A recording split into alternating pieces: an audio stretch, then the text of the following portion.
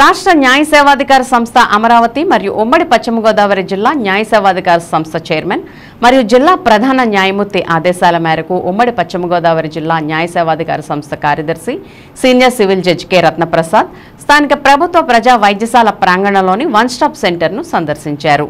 ఈ సందర్భంగా జిల్లా న్యాయ సేవాధికార సంస్థ కార్యదర్శి senior civil judge K Ratnaprasad మాట్లాడుతూ ప్రతి 2 నెలలకు వన్ స్టాప్ సెంటర్ పనితీరును సమీక్షించాల్సి ఉందని, అందులో భాగంగా బుధవారం ఈ వన్ స్టాప్ సెంటర్ను సందర్శించడం జరిగిందని, ఈ వన్ స్టాప్ సెంటర్ నందు బాధిత మహిళలకు బాలలకు కౌన్సిలింగ్ నిర్వహించి వారికి ఆసరా కల్పిస్తుందని, కుటుంబ వివాదాల పరిష్కారానికి విశేషంగా కృషి చేస్తుందని, ఈ వివాహాల సమస్యల్లో అవసరమైన వారికి మధ్యవర్తిత్వం ద్వారా కౌన్సిలింగ్ నిర్వహించి సమస్యను పరిష్కరించడం లేదా ఉచిత న్యాయవాదిని ఏర్పాటు చేసి కేసులు వాదించడం జరుగుతుందని తెలియజేశారు.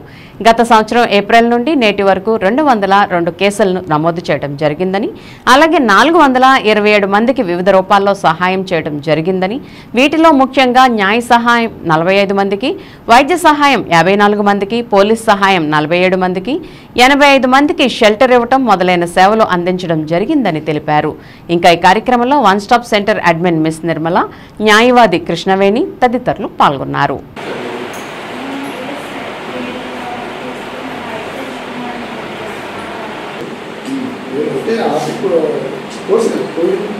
ఇంకొకటి వాళ్ళ మీరు దీంట్లో కాంప్రమైజ్ అయ్యి మాట్లాడుకుని కౌన్సిలింగ్లో ఫ్రూట్ఫుల్ అయ్యి కలిసి ఉంటాం ఏం చేశారనుకోండి.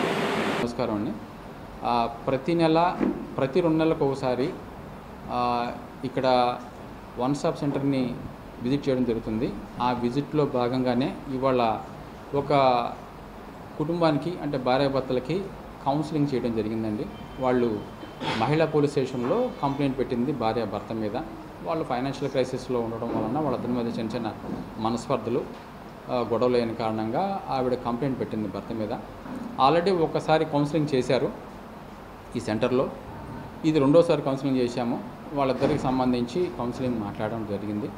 ఇంకొకసారి కూడా ఇంకో 2 సార్లు కూడా కౌన్సిలింగ్ చేయడానికి అవకాశం ఉంది కనుక చేస్తాము. చేసి అది మ్యాటర్ సెటిల్ చేసేగా ప్రయత్నం చేస్తాము. అదేవిధంగా ఈ యొక్క విజిట్లో భాగంగా ఇక్కడ రిజిస్టర్స్ ఈ 2 నెలల నుంచి ఇక్కడ ఎవరెవరికి సౌకర్యం కల్పించారు, ఏ విధమైన కంప్లైంట్స్ వచ్చినాయి అని వెరిఫై చేయడానికి రిజిస్టర్స్ అన్ని తనిఖీ చేసి ఆ వివరాలు కనుక్కోవడానికి ఇవాళ విజిట్ చేయడం జరిగింది. Thank you.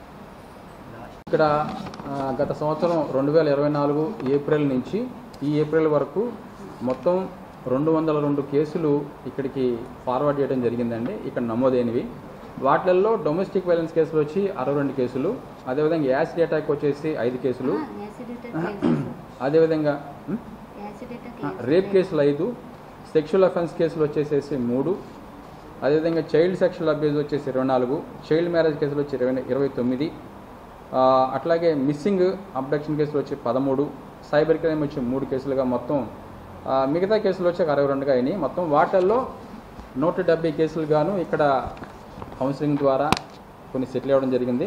అదేవిధంగా ఈ యొక్క వన్ స్టాప్ సెంటర్ నుంచి సర్వీసెస్ ఏమేమి ప్రొవైడ్ చేయడం జరుగుతుందంటే వాళ్ళకి ఉచితంగా న్యాయ సహాయం చేయడం, అదేవిధంగా వైద్య సౌకర్యం కల్పించడం, అలాగే పోలీసు సౌకర్యం వాళ్ళ సర్వీసెస్ కానీ అనుకుంటే వాళ్ళకి కల్పించడం, అలాగే కొన్ని కౌన్సిలింగ్ సెంటర్స్ కూడా సైకో సోషల్ కౌన్సిలింగ్ సపోర్ట్ కూడా ఇక్కడ నిర్వహించబడుతుంది.